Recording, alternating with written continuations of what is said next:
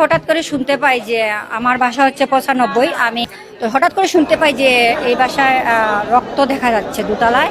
বাড়িওয়ালা থাকে, ওনার সাথে কাজের মেয়ে থাকে, ওনার ওয়াইফ থাকে, রক্ত দেখা যাচ্ছে। কিসের রক্ত, কিভাবে কি হলো?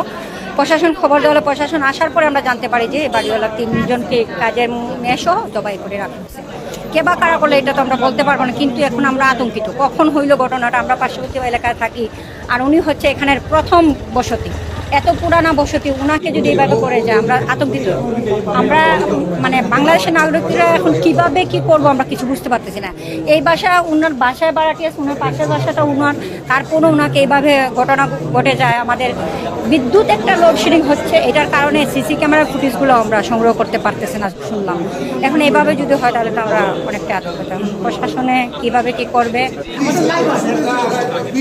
হ্যাঁ হ্যাঁ হ্যাঁ হ্যাঁ, এই এলাকার প্রথম বাসা, এগুলো আমাদের জন্মের আগে উনি এখানে বসতি, আমাদের জন্মের আগে উনি বসতি, এর পরবর্তীতে বাদ বাকি বসতিরা আসছে, উনি আসছেন না।